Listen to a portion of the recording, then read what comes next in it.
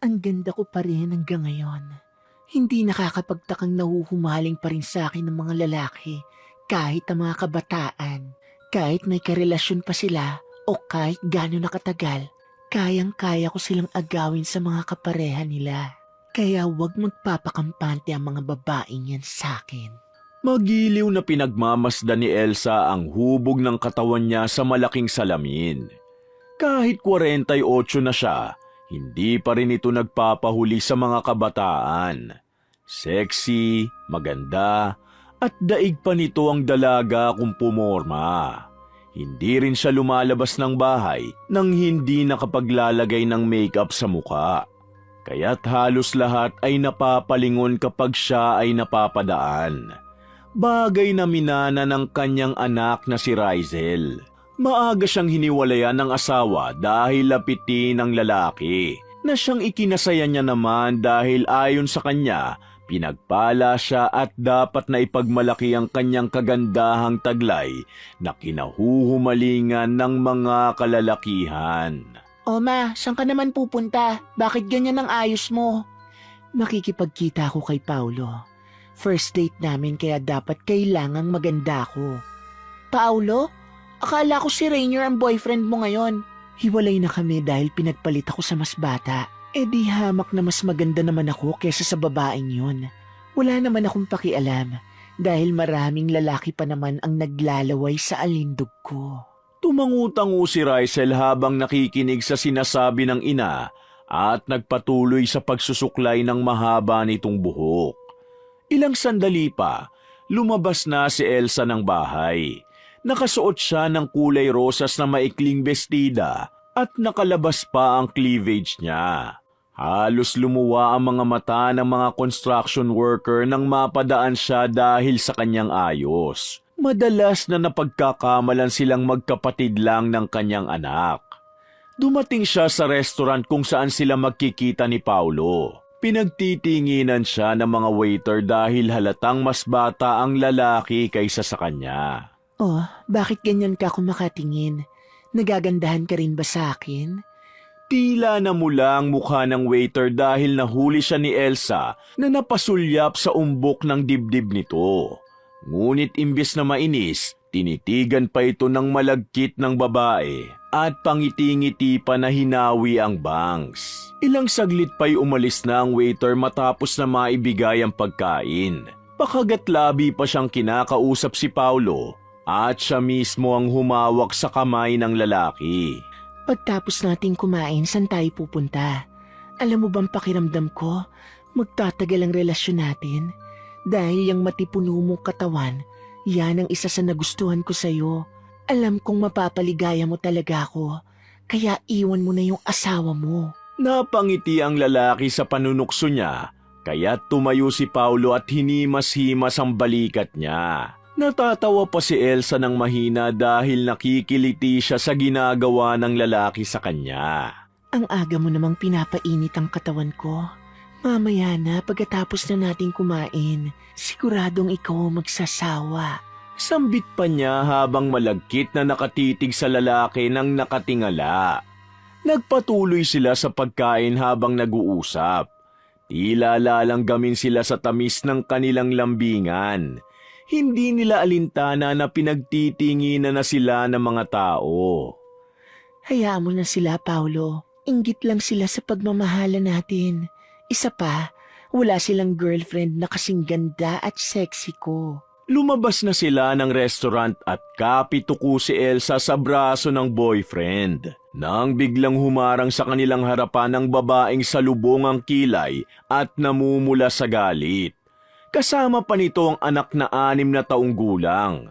Binulyawan sila ng babae at sinabunutan pa siya nito at maging si Paulo ay pinagsasampal. Aray, ano ba? Bitiwan mo ako! Walang iyakang babae ka!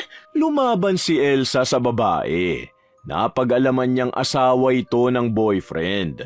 Ngunit natawa pa siya nang makita na losyang na ito kahit mas bata ito ng 10 taon kaysa sa kanya. Kaya ka ipinagpalit ni Paulo eh. Tingnan mo nga ang itsura mo. Mukhang hindi nakakakita ng suklay at salamin. Pinabayaan sa kusina at higit sa lahat ang haggard mo. Kaya wag mo kong sisihin kung bakit nahumaling ang asawa mo sa akin.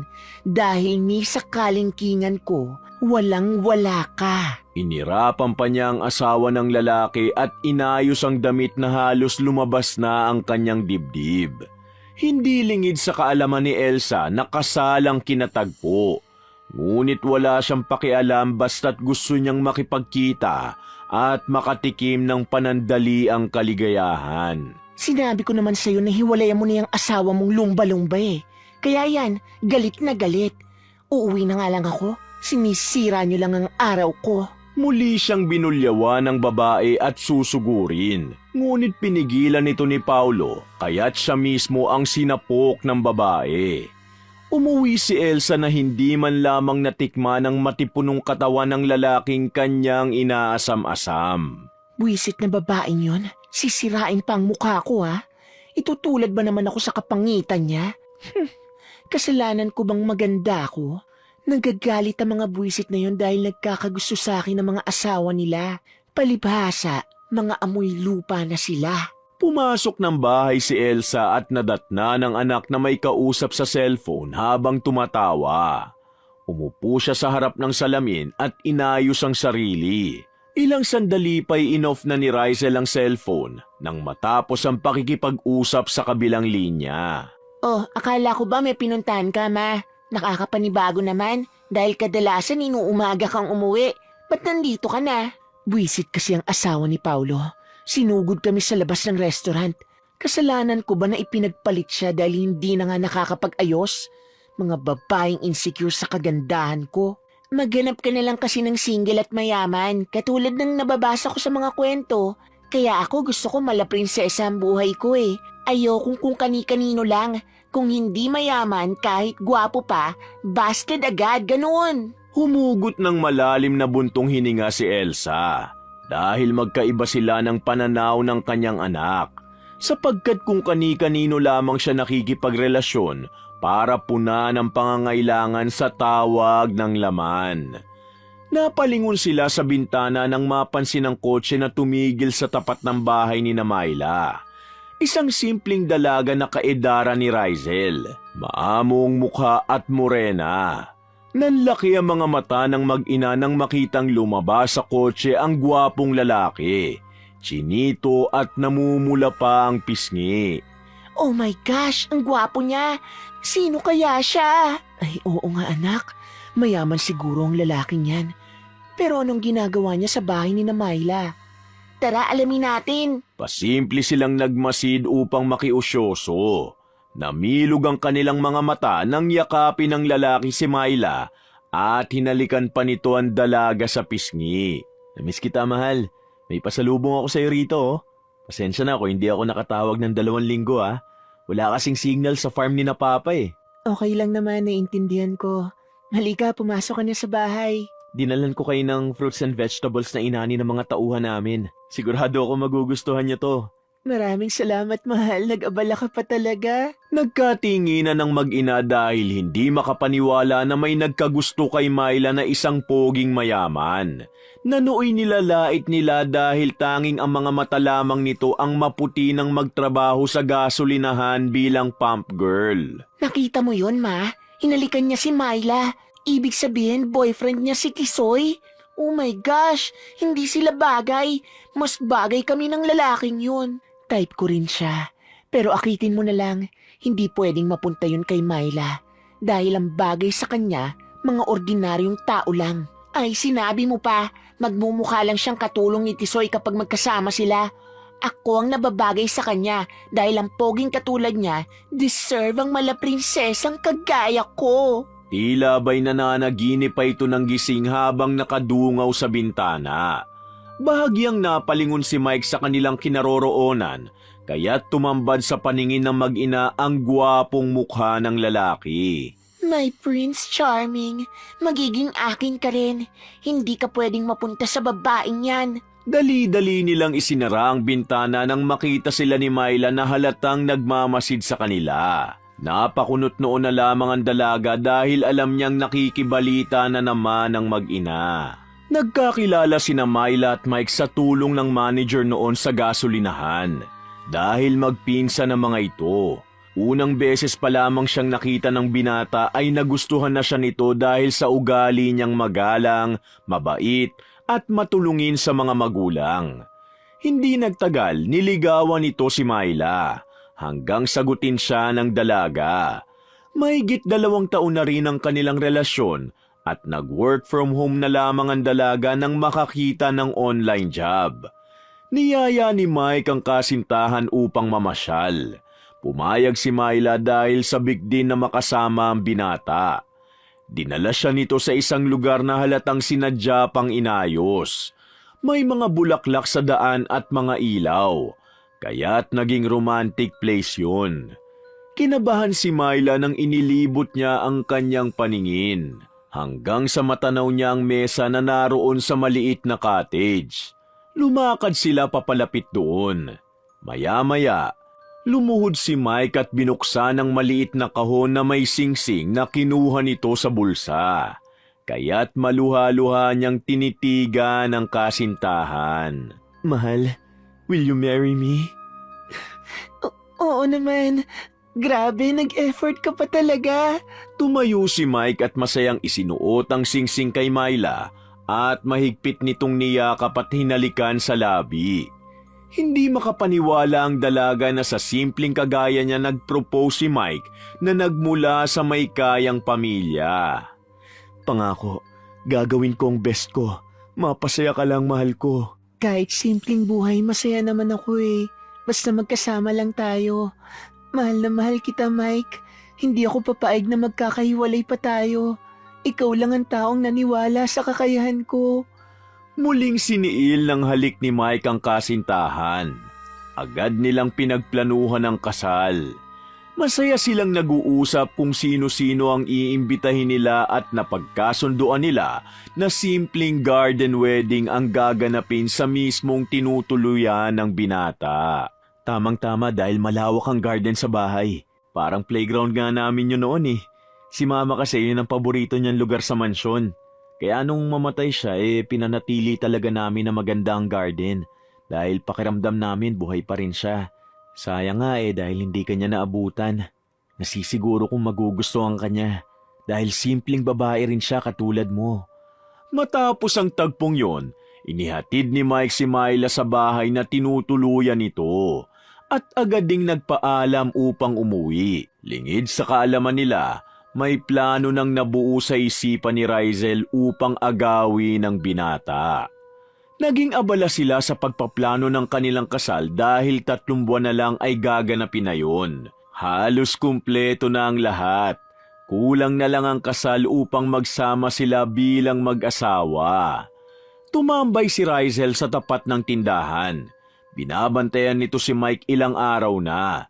Dahil alam nitong hinahatid ng binata si Myla tuwing gabi, kaya naman inabangan niya ito. Nang matanaw nitong papalabas na si Mike sa bahay matapos maihatid ang girlfriend, dali-daling naghanda si Rizel sa naisipan nitong plano. Nakaandar na ang sasakyan ni Mike, ngunit bigla na lang tumawid si Rizel kaya't biglang inapakan ng binata ang preno.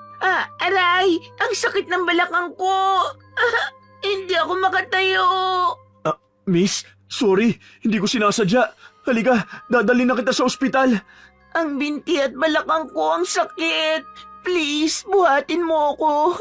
Ouch! Nahihirapan din akong huminga. Natatarantang binuhat ni Mike ang babae at dinala sa sasakyan. Sinadya pa nitong idikit ang malulusog na dibdib sa binata, na tila lumabas na yon sa kapirasong damit na suot nito.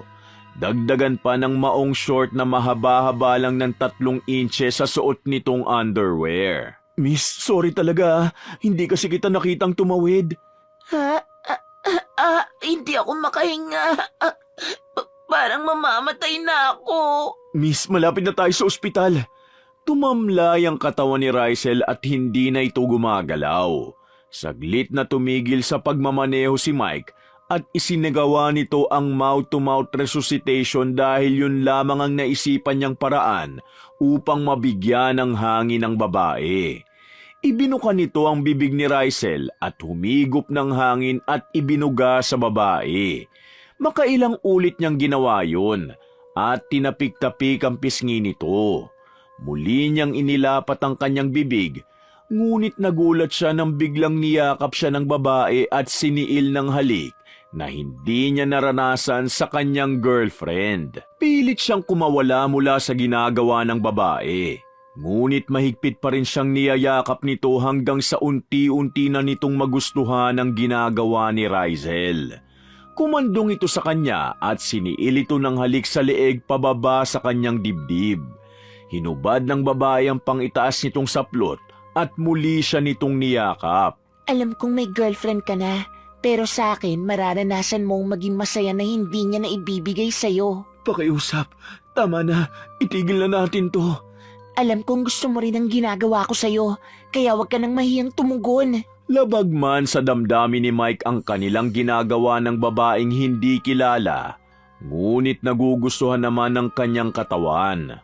Hanggang sa may mangyari sa kanila ni Rizel sa loob ng sasakyan. Di hamak na mas maganda at sexy ako kesa kay Myla. Di ba mas nag-enjoy ka sa akin kesa sa kanya? Pero mali ang ginawa nating ito. Engaged na kami kaya pwede bang bumaba ka na ng sasakyan kung wala ka naman palang pinsala sa katawan mo? Engaged lang naman pala eh. Hindi pa kasal. Kahit kasal nga, naghihiwalay pa rin eh. Alam mong mamimiss mo ang ginawa natin. At hahanap-hanapin mo ko. Hindi kasi ako katulad ng girlfriend mong boring. Kinuha ni Rizel ang cellphone ng binata at dinayal dito ang numero niya. Hindi makapaniwala si Mike sa pagiging agresibo ni Rizel. Maganda ito at may kukumpara sa artista. Mistisa, makinis ang balat at balingkinita ng katawan. I got your number. I will call you na lang ha. Pag na-miss mo ko, just call me rin. Para pasasayahin ulit kita. Alis na ako. Ginamot mo na ang sumasakit kong katawan eh. Muling hinalikan nito sa labi ang binata bago bumaba ng sasakyan. Naiwan na lang nakanganga si Mike at hindi makapaniwala sa nangyari. Isinubsob na lamang nito ang mukha sa dalawang palad dahil alam nito na isang panluloko sa kanyang fiancé ang ginawa nila ni Rizel. I'm sorry, Myla. Hindi ko sinasadya nangyaring to. Napakapusok niyang babae. Pero hindi ko may pagkakaila na ang galing niyang magdala. Ang sexy at ang ganda niya. Pangiti-ngiti si Rizel nang pumara ng tricycle. Hanggang sa naalala nito ang katulong ng kanyang kaibigan na taga-probinsya. Mahilig sa pamahiin at mga kakilalang albularyo na madalas nitong pinagtatawanan kapag bumibisita siya sa bahay ng best friend at nakikipagkwentuhan dun sa katulong. Pinuntahan niya ang katulong at kinausap na hanapan siya nito ng manggagamot na marunong manggayuma. Natawa pa ang matandang babae at sinabing hindi na nito kailangan ng gayuma dahil maganda na siya. Sige na, Manang. Bigyan mo ako ng gayuma. Bibigyan kita ng pera kapalit nun. Wari nagningning ang mga mata ng katulong, kaya't agad itong pumayag. Maaga itong umalis ng bahay at umuwi ng probinsya upang humingi ng mga sangkap na kakailanganin sa panggagayuma. Kinahapunan, tumawag ito kay Rizel at ibinigay ang kailangan nito. Basta pera, ang bilis mo ah. O siya, etong 3,000. Paunang bayad ko pa lang yan. Basta walang makakaalam ha, kundi tayong dalawa lang. Tumawa pa ang katulong at agad na umalis. Malapad ng ngiti ang namutawi sa labi ni Rizel nang hawak na nito ang mga sangkap. Sinabi rin ng katulong ang dapat nitong gawin upang tuluyang mahumaling sa kanya ang tao na gusto nitong gayumahin. Magiging akin ka, Mike, forever.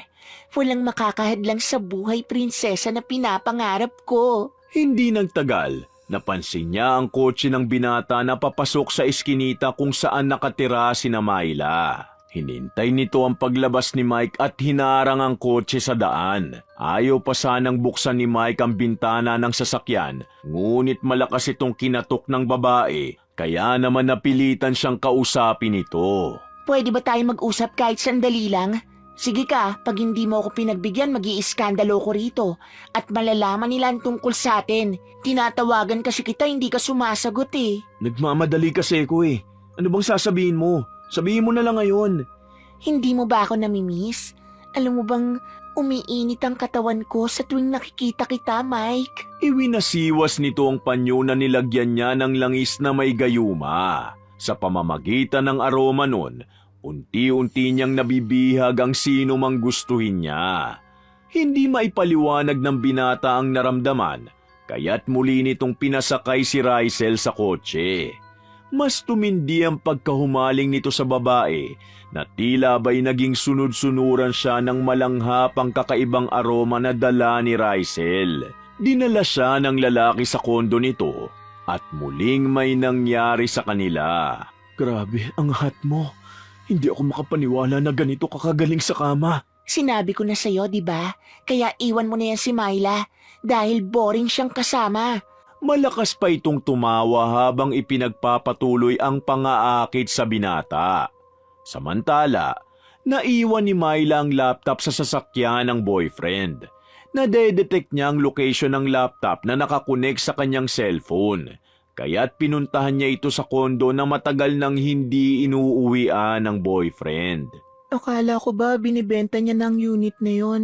Ngayon lang siya nagkaroon ng panahon na bumisita doon Pumunta si Myla sa kondo at naroon nga ang kotse ni Mike. Hinanap niya ito at pinuntahan. Hindi niya mawari ang kabang nararamdaman habang papalapit siya sa unit. Inilapit niya ang tenga sa pintuan at may narinig siyang ungol. Sarado ang pinto kaya't bumalik siya sa front desk upang magtanong. Nalaman niya na may kasamang babaeng pumasok doon si Mike. May babae si Mike?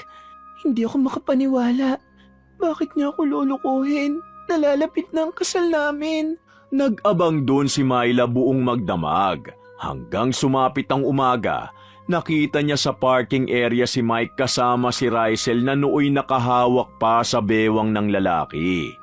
Tumatawa pa ito at dinig niya ang sinabi ng babae na gumaling na ang binata sa kama. Lingid sa kaalaman nila na naroon si Myla na naghihintay sa kanila. Kumusta naman ang paglalampungan yung dalawa? Ang lakas nga ng ungol niyo Ikaw, Mike, bakit mo nagawa sa akin to, ha? Bakit mo ako niloko at ipinagpalit sa maharot na babae niyan? Nakilalang girlfriend ng bayan at kung kani-kanino sumasama. Bakit ka pa nag-propose sa akin kung makikipagrelasyon ka rin pala sa makating babaeng yan? Hoy, Myla, maghinay-hinay ka sa pananalita mo, ha? Kasalanan ko ba kung mas magaling ako sa'yo at napapaligaya ko si Mike na hindi mo magawa? Hindi ka makapaniwala na may nangyari sa amin, no? Hindi lang ito isang beses, kundi marami pa. Mahal, sorry. Hindi ko sinasadya. Patawarin mo ko. Bigla na lang akong pumayag sa kanya. Kahit ako naguguluhan din. Maharot ka talagang babae ka. Wala ka talagang pinapalampas. Palibasa maganda ka lang pero puro lang utak mo. Kaya kung hindi ka mga agaw, hindi ka mapapansin ng disenteng lalaki. Dahil ang tingin sa'yo ng karamihan, bayaran na basta-basta na lang bumubuka ka kung kakalabitin. Napikon si Rysel sa sinabi ni Myla kaya't sinugod niya ito at pinagsasampal. Nanlaban si Myla at sinabunutan din ang babae. Ngunit hindi niya alam na mahigit 1.5 buwan na pala siyang buntis. Itinulak ng babae si Myla kaya't bumagsak siya ng malakas. Ilang sandali pa'y nakaramdam siya ng pananakit ng puson at bewang, hanggang sa maramdaman niyang may dugong dumadaloy sa kanyang binti. Namilog ang kanyang mga mata na dinudugo siya at posibleng nakunan. Dali-dali siyang kinarga ni Mike na nooy naguguluhan pa sa pangyayari. Humarurot ang sasakyan papuntang ospital, habang si Rysel ay naiwan sa parking lot. Ito na ang simula na mawawala ka sa landas ni Mike. Buntis ka pa, pues wala nang dahilan si Mike para panagutan ka pa. Masaya itong umuwi bit-bit ang magandang balita sa kanyang ina. Halos tumalon sa tuwa si Elsa nang malaman na may nangyari kina Rysel at Mike. Ang galing mo, anak. Alam mo bang ikakasal na sila sa susunod na buwan? Mabuti na lang at naunahan mo ang babaeng yun. Siyempre, trinabaho ko ng bonggam-bongga si Mike. Yung tipong kahit sa panaginip niya, maaalala niya ang performance ko sa kama. Kung gaano kasayang mag-ina, gano'n naman ang pagdadalamhati ni Myla sa pagkawala ng kanyang anak. Kumpirmadong buntis nga siya. ayon sa pagsusuri ng doktor. Ayaw niyang makausap si Mike kaya't pinaalis niya ito. Bagamat hindi maintindihan ng binata kung bakit sa tuwing pumipikit siya, lumilitaw sa kanyang alaala ang mukha ni Rysel. Umaalingaw-ngaw rin ang mapanuksong boses nito sa kanyang pandinig. Hindi. Bakit ang babaeng yun ang naiisip ko? Ano nangyayari sa akin? Dahil sa natuklasan ni Myla, sinabi niya sa mga kamag-anak na hindi na matutuloy ang kanilang kasal. Hindi na rin siya pinupuntahan ni Mike. Madalas na nitong kasama si Rysel na tila nababaliw kapag hindi nakikita ang babae. Dahil sa depresyon at galit, nagmukmuk si Myla. Hanggang sa naisipan niyang kulami ng babae upang makapaghiganti. Subalit wala na si Rysel sa bahay na inuupahan nilang mag-ina.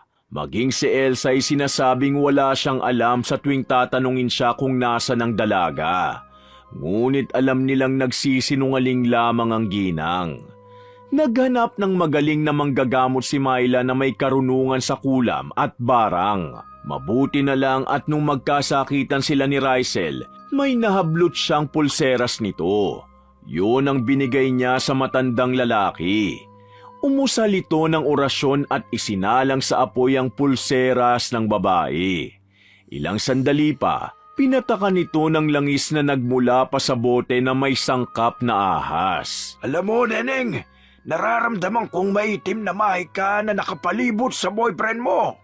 Ayon na rin sa kwento mo kung bakit ka niloko. Ginamitan siya ng gayuma ng babaeng kasama niya ngayon.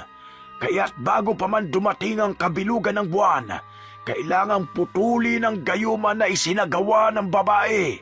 Hetong insenso na may sangkap pangontra gayuma. Pausukan mo ang sino mang ginayuma at sabuyan mo ng asin para bumalik siya sa dati. Hindi lang siya malandi. Napakasama niya pa't ginayuma si Mike. Pinapatay pa niya ang anak ko. Gusto ko po siyang pahirapan, Lolo. Dahil hindi ko siya maipakulong sapagkat wala na siya sa tinutuluyan nila.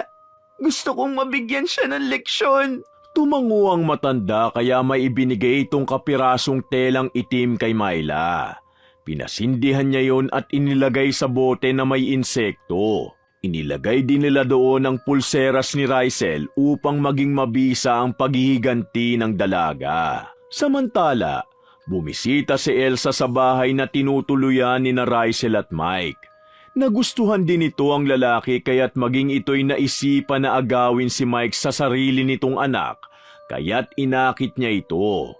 Hinaplos-haplos nito ang matipunong dibdib ng binata at akmang hahalikan sana niya ito. Dahil nasa ilalim ng kapangyarihan ng gayuma, paminsan-minsay natutulala si Mike at hindi alam ang gagawin. Nang bumukas ang pintuan, kitang-kita ni Rysel na inilalapit ng ina ang labi sa binata. Ma, anong ginagawa mo? Pati ba naman si Mike aagawin mo sa akin? Magganap ka na lang ng iba. Traidor ka! Hoy, Rysel, magdahan-dahan ka sa pananalita mo, ha? Maaari din naman ako magustuhan ni Mike dahil mas maganda ko kesa sa'yo. Gurang ka na kaya kami ang nababagay. Umalis ka na nga rito. Kung aagawin mo lang naman ang lalaking pinaghirapan kong mapa sa akin. Itinulak nito ang ina palabas ng bahay dahil hindi niya lubos maisip na aagawin pa nito si Mike sa kanya. Ilang araw ang lumipas. Tila sumakit ang ulo ni Rysel kaya tumayo ito at kumuha ng gamot. Ngunit nagulat siya nang makitang may uod sa una na kanyang hinihigaan. Ganun na lamang ang kanyang pagsigaw nang makita sa salamin na sa ilong niya yun lumalabas. Maging ang kanyang mukha ay tinubuan ng butlig-butlig at may lumalabas na mga nana. Dahil sa magkahalong takot at taranta, tumakbo siya papuntang banyo at binuhusan ng tubig ang sarili. Nahinto ang paglabasan ng mga uod sa kanyang ilong. Ngunit sumasakit na ang butlig sa kanyang mukha. Kaya't pinuntahan na nito ang ina at kinumpronta. Nakasuot siya ng jacket at mask upang hindi makita ng mga tao ang itsura niya. Lumabas ka dyan, Elsa! Traidor ka!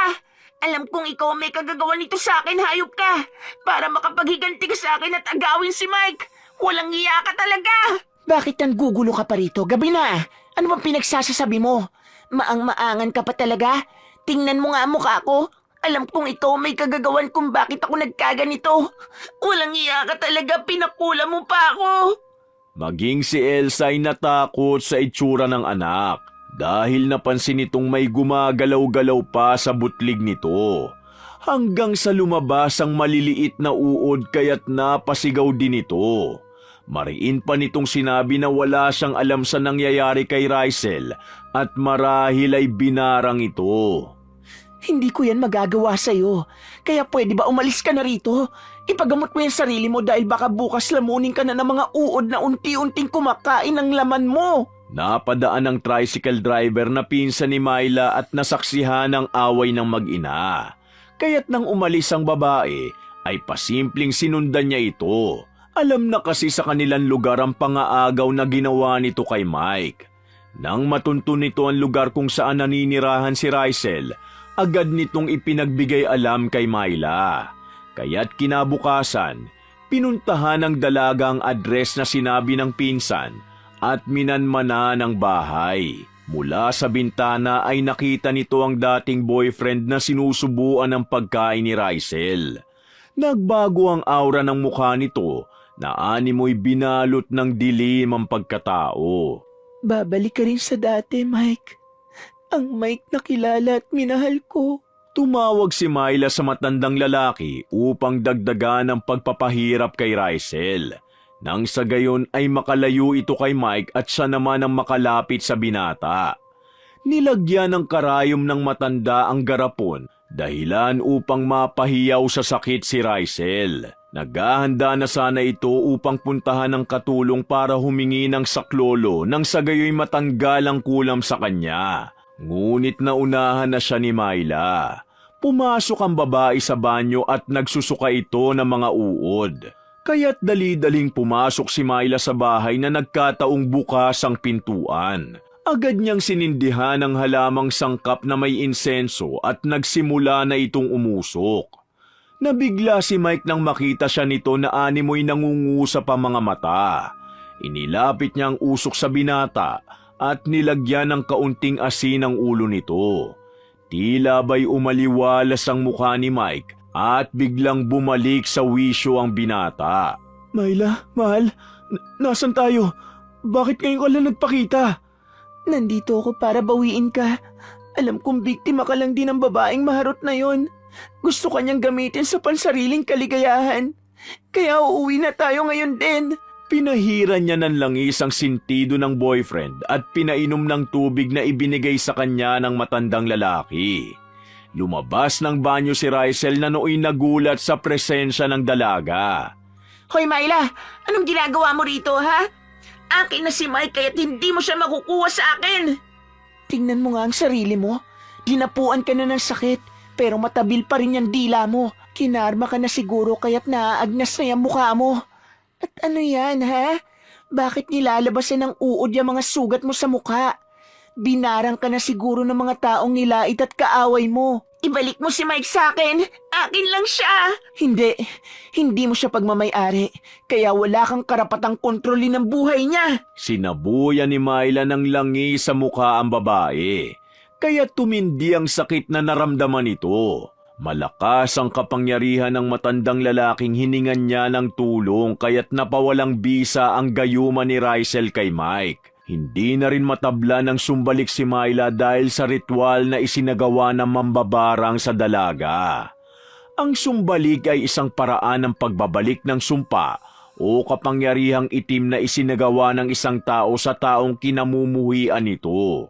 Ngunit dahil sa tuluyan ng natapos ang ritual ng mambabarang kay Rysel, wala na itong magagawa upang kalabanin pa ang mambabarang. Ito na mismo ang magdedesisyon kung babawiin niya ang sumpa o hindi. Tuluyang naisama ni Myla si Mike sa tulong ng dalawang pinsan nito. Humingi ng tulong sa ibang manggagamot si Rysel upang mahinto ang sumpa na inaakala niyang ang nanay na si Elsa ang may kagagawan. Ngunit takot ang mga manggagamot na tulungan siya. Tumigil ang paglabas ng mga insekto sa sugat ng babae. Ngunit hindi maalis ang pamamantal at nagkaroon ito ng sakit sa balat.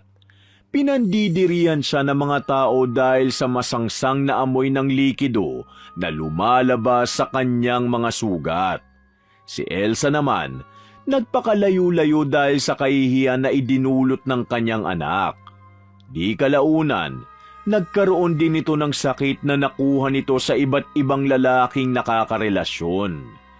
Tuluyang nanumbalik sa tamang kaisipan si Mike at laking pagsisisi nito kung bakit sa unang beses hinayaan itong madala sa kapusukan ng babae.